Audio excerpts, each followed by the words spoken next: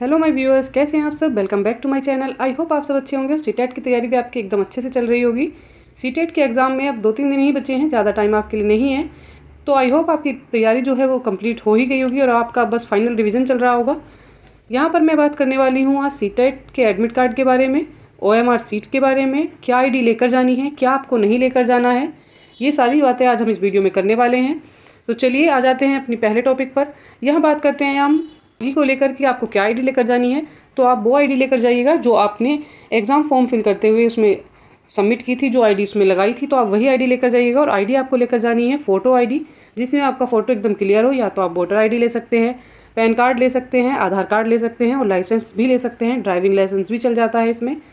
तो अगर आपके पास इनमें से कोई ID है और जिसमें आपका फ़ोटो एकदम क्लियर है तो आप वही लेकर जाएं। ID एक ही लेकर जानी होती है और ओरिजिनल लेकर जानी होती है। साथ ही आपको क्या लेकर जाना है, अपना एडमिट कार्ड, उसका जो प्रिंट आउट आप निकालेंगे वो आप लेकर जाएंगे। फ़ोटो ID लेकर जाएंगे। आपको बॉल पॉइंट पेन लेकर जाना है जो ब्लू या ब्लैक कलर का हो सकता है। और आप ये ध्यान रखेंगे कि जो आपकी पेन की टिप हो वो थोड़ी मोटी हो, जिससे कि आप इजीली गोले सर्किल जो है इजीली कर पाएँ। पतली टिप के जो पेन होते हैं उसमें क्या हो जाता है, कई बार OMR सीट भी उससे ख़राब हो जाती है, कट जाती है। तो इसलिए आप पेन का खासकर ध्यान रखेंगे। पेन ब्लू या ब्लैक बॉल पेन हो, जेल पेन या अदर पेन आपके नहीं चलेंगे, बॉल पेन ही चलेगा, वो आपको लेकर जाना है। चलिए और देख लेते हैं क्या लेकर जाना है। आपको साथ में एक फ़ोटो भी लेकर जाना है। जैसे कई बार हो जाता है किसी बच्चे का जो एडमिट कार्ड है उस पर फ़ोटो क्लियर नहीं होता है और उसको एंट्री में प्रॉब्लम आती है, तो इसलिए आप एक फ़ोटो भी सेफ्टी पर्पज़ लेकर जाएं। ये तो बात हो गई कि आपको क्या लेकर जाना है और अब आपको क्या नहीं लेकर जाना, इस पर बात कर लेते हैं। तो यहाँ पर कुछ बैरिड आइटम होते हैं जिनको आप नहीं ले जा सकते। जैसे कि आज आप नहीं लेकर जा सकते, कलाई घड़ी के लिए बिल्कुल मना होती है, चाहे वो आपके डिजिटल हो या एनालॉग हो। और साथ ही आप नहीं लेकर जा सकते, क्या आप वॉलेट भी नहीं लेकर जा सकते हैं, गॉगल्स नहीं ले जा सकते, हैंडबैग, ईयरफोन, पेजर या कोई और ब्लूटूथ डिवाइस जो होती हैं वो आप नहीं लेकर जा सकते हैं वहाँ पर। और ना ही आपको डेबिट और क्रेडिट कार्ड आप रख सकते हैं, इसके लिए भी यहाँ पर मना होती है। और साथ ही वाटर बोतल भी आप नहीं लेकर जा सकते हैं, चाहे वो आपकी ट्रांसपेरेंट हो या अनट्रांसपेरेंट हो, तो आप वाटर बोतल लेकर ही नहीं जा सकते हैं, इसके लिए मना होती है। और खाने पीने का भी कोई सामान आप लेकर नहीं जा सकते हैं। बड़े हेयर क्लिप वगैरह के लिए भी मना कर दिया जाता है। कई बार जो है जो क्लेचर वगैरह लड़कियां लगाती हैं उनको भी निकलवा दिया जाता है। तो आप जो है बिल्कुल सिंपल नॉर्मल वाले जो रबड़ बैंड होते हैं वो लगाकर अपने बालों में जाइएगा। और वॉच आप नहीं लेकर जा सकते हैं, इस चीज़ का ध्यान रखिएगा। और जो जेंट्स हैं वो अपना वॉलेट वगैरह साथ लेकर चलते हैं, फ़ोन लेकर चलते हैं, तो वो आप नहीं लेकर जा सकते हैं। एग्जाम सेंटर पर लेकर जानी है तो आप आधार कार्ड लेकर जा सकते हैं, ये सबसे सुटेबल होता है ले जाने के लिए। पैन कार्ड लेकर जा सकते हैं जिस पर आपका फ़ोटो एकदम क्लियर हो, आप वो लेकर जाएंगे। और आपको करना क्या है, चलिए बात कर लेते हैं हम एग्ज़ाम हॉल की। तो जैसा कि आपको पता है कि इस बार जो आपका एग्ज़ाम है वो कैसा है, वो है आपका ऑफलाइन एग्ज़ाम। तो उसमें किस तरह का आएगा परफॉर्मा, ऐसी एक आती है OMR सीट जो आपको फिल करनी है। सबसे पहले जो आप शुरुआत करेंगे किससे करेंगे, अपना आप यहाँ पर रोल नंबर डालेंगे फर्स्ट वाले कॉलम में। तो यहाँ पर ऐसा कुछ जो भी आपका रोल नंबर होगा, मान लीजिए आपका है 80, तो सबसे पहले आप क्या करेंगे यहाँ पर, चलिए इसको और थोड़ा जूम कर लेते हैं। तो आपको फिल करना है इसमें क्या, 80 फिल करना है। तो पहले आप जाएंगे पहली लाइन में, देखेंगे तो ये 8 है, आप इसी को क्या कर देंगे, इसको फिल कर देंगे। उसके बाद आएंगे क्या, आप नेक्स्ट पर आ जाते हैं। तो नेक्स्ट को फिल करना है 0, तो 0 जो है ऊपर ही है तो उसको ऊपर ही फिल कर देंगे।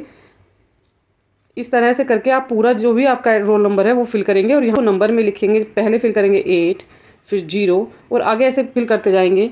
जो मेन टेस्ट बुकलेट होती है आप उसका नंबर यहाँ फिल करेंगे, इसको भी आप सेम फिल करेंगे। फिर बाद में जो कोड होता है पुस्तिका का, बुकलेट का, वो लिखा हुआ होता है। तो लैंग्वेज अगर आपकी वन है और आपने हिंदी भी ले रखी है या इंग्लिश ले रखी है, उससे कोई फ़र्क नहीं पड़ता है, जो बुकलेट कोड होता है आपको वही लिखना है। तो यहाँ पर भी M है, तो नीचे आप M वाले सर्किल पर मान लीजिए यहाँ पर क्या लिख देंगे, यहाँ पर जो है आप M फिल कर देंगे। ठीक है, इसमें आपको M फिल करना है, दोनों जगह सेम काम करना है और यहाँ पर ये सर्किल फिल कर देना है। चलिए आ जाते हैं नेक्स्ट, यहाँ देख लेते हैं क्या है। अब बात कर लेते हैं आप जो क्वेश्चन यहाँ पर भरेंगे, इधर उधर नहीं निकालेंगे वरना वो काउंट नहीं होगा। या एक साथ 2 सर्किल भी आप फिल नहीं कर सकते। मान लीजिए आपने पहले का आंसर फिल कर दिया है, आपको लगा कि पहले इसका 1 था और बाद में आपको लगा कि ये 4 हो सकता है, तो आप 4 भी फिल कर देंगे। पर ऐसा नहीं है, 2 आंसर आप एक साथ फिल नहीं कर सकते, वो चेक नहीं होते हैं, वो कट जाते हैं। और ना ही आप इस पर कोई फ्लूड का यूज़ कर सकते हैं, फ्लूड वगैरह कोई वाइटनर वगैरह आप इस पर नहीं लगा सकते हैं अगर गलती हो गई है तो इसलिए आप पहले ही ध्यान रखेंगे कि आप गलती ना करें। बहुत ध्यान से आप अपने रोल नंबर, अपना बुकलेट कोड सब बहुत आराम से फिल करें। और सारा टाइम यहाँ पर नहीं होता है कि आप पहले आंसर करते जाएं और सबसे लास्ट में जाकर सारे आंसर में एक साथ फिल करें, तो वो उतना टाइम आपको नहीं मिलेगा, आपको पता ही नहीं लगेगा टाइम कब चला गया है। तो इसलिए आप ऐसा करें कि 4 या 5 क्वेश्चन कर लें और उसके बाद उसको OMR सीट में फिल करते जाए साथ साथ। ऐसा करने से आपका पेपर भी इजीली हो जाएगा और जो है आपके क्वेश्चन सही लगेंगे। कई बार ऐसा होता है जल्दबाजी में जब हम आंसर फिल करते हैं तो क्या होता है, एक साथ जो है वो आंसर दो सर्किल जो है हम गोल कर देते हैं, या कई बार करना किसी और का होता है और नेक्स्ट वाले का हम आंसर फिल कर देते हैं, तो वो भी गड़बड़ हमारे साथ हो जाती है। तो आप इसको ऐसा नहीं करेंगे। और एक चीज़ आ जाती है इसमें, जो फर्स्ट पोर्शन होता है वो CDP का होता है। तो पहले आप CDP के क्वेश्चंस कर लेंगे, उसके बाद जो पोर्शन आता है वो आपका आता है क्या, मैथ का। तो आप यहाँ पर मैथ, अगर आपकी बहुत ज़्यादा अच्छी है मैथ, तो आप उसको सोल्व करिएगा, वरना आप उसको स्किप करिएगा। ये ऑफलाइन पेपर है, तो इसमें ऐसा तो है नहीं कि आप आगे चले गए अपने नेक्स्ट सेट पर तो आप पीछे नहीं आ सकते हैं, तो आप कर सकते हैं। तो आप पहले CDP के क्वेश्चन करेंगे, मैथ को आप स्किप कर देंगे, क्योंकि मैथ जो है बहुत ज़्यादा टाइम टेकिंग होता है, उसमें बहुत ज़्यादा टाइम चला जाता है। और जब क्वेश्चन करने लगते हैं, करने बैठते हैं मैथ के, तो क्या होता है कि जब वो हो रहा होता है सॉल्व, तो लगता है कि चलिए हो ही जाएगा, तो और थोड़ा टाइम दे देते हैं। तो उस चक्कर में क्या होता है, हम जो बाकी हमारा पोर्शन हम इजीली कर पाते हैं वो हम नहीं कर पाते हैं, कई बार वो छूट जाता है। जैसे कि हमारे पैराग्राफ हिंदी के बहुत ईजी आते हैं, उसमें मार्क्स आपके ईजिली बन जाएंगे, तो वो ज़्यादा ज़रूरी है कि आप कर लें। ये श्योरिटी नहीं होती है कि जो आंसर आप सोल्व कर रहे हैं वो सही है, पर जो पैराग्राफ आप सोल्व करके आंसर करते हैं वो इजीली हो जाते हैं और उनके आंसर 100% सही ही होते हैं। तो आप पहले पैराग्राफ करें, लैंग्वेज आ जाएगी, उसके बाद हिंदी, तो आप उसको सॉल्व करिएगा। लैंग्वेज में अगर आपने चूज़ की है तो आप पहले हिंदी के ही क्वेश्चन करेंगे, आपको ऐसा नहीं है कि आप इंग्लिश की कर दें, वरना आपके जो आंसर हैं वो गलत हो जाएंगे। क्वेश्चन EVS का है तो आप EVS को सॉल्व करिएगा, हिंदी को सॉल्व करिएगा, साथ ही साथ उसके बाद क्या करना है, आपको इंग्लिश सॉल्व करना है। और जब आप इंग्लिश सॉल्व कर लेंगे तब जाकर आप मैथ पर आइएगा। मैथ को आप सबसे लास्ट में करें तो ज़्यादा अच्छा है। ऐसा नहीं है कि मैथ नहीं कर सकते, जो कर सकते हैं वो पहले कर लेंगे, पर जिनको मैथ नहीं आती, मैं उनके लिए कह रही हूँ कि वो मैथ में अपना टाइम ना दें, मैथ लास्ट में करें। जिन्होंने अब तक कोई एग्ज़ाम नहीं दिया है, मैं उन्हीं के लिए बात कर रही हूँ। है एग्ज़ाम सीट पर, तो आप उस पर साइन जरूर करेंगे, उसके बिना आपकी कॉपी चेक नहीं होगी, आपकी OMR चेक नहीं होगी, तो उसका ध्यान रखेंगे। और साथ ही जब आपका एग्ज़ाम ओवर हो जाएगा तो आपको जो है OMR सीट होती है वो इन्विजिलेटर को देनी होती है, और आप केवल जो क्वेश्चन पेपर होता है, जो बुकलेट होती है क्वेश्चन, वो लेकर ही बाहर आएंगे।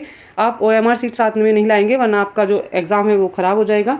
तो इस चीज़ का आप ध्यान रखेंगे। अनफेयर मीन्स यहाँ पर लेकर नहीं जाएंगे, इस तरह की आपकी आएगी OMR सीट। और यहाँ पर क्या होता है, सबसे लास्ट में यहाँ पर कैंडिडेट के सिग्नेचर होते हैं। जैसे आपके सिग्नेचर हैं, आपको इस बॉक्स में करना है, आप इस वाले बॉक्स में कुछ नहीं करेंगे, ये आपके लिए नहीं होता, ये इन्विजिलेटर के लिए होता है। और यहाँ पर एक कोड दिया होता है, ये जो कोड दिया होता है ये आंसर सीट नंबर होती है, और यही सेम आपका क्या होता है, बुकलेट पर भी होता है। तो ये कोड भी आप जब अटेंडेंस सीट फिल करेंगे, साइन करेंगे, उसमें आपको ये फिल करना होगा। तो आप इस चीज़ का ध्यान रखेंगे कि ये ना छोड़ें। और ये जो आंसर सीट नंबर है और बुकलेट नंबर है, ये दोनों मैच करते हैं, तो इस चीज़ का भी आप ध्यान रखें, ये अलग अलग ना हो। अगर ऐसा कुछ होता है तो आप जो रूम में आपकी ड्यूटी होती है, जिनकी इन्विजिलेटर होते हैं, आप उनको बता सकते हैं। आई होप ये वीडियो आपके लिए हेल्पफुल रहेगी, और आपके जितने भी डाउट थे CTET एग्ज़ाम को लेकर, एडमिट कार्ड को लेकर, OMR सीट को लेकर, सब क्लियर हो गए होंगे, और आपका CTET का एग्ज़ाम अच्छे से हो। अच्छी तैयारी के लिए मेरे चैनल पर बने रहिएगा, चैनल को लाइक कीजिएगा, सब्सक्राइब कीजिएगा।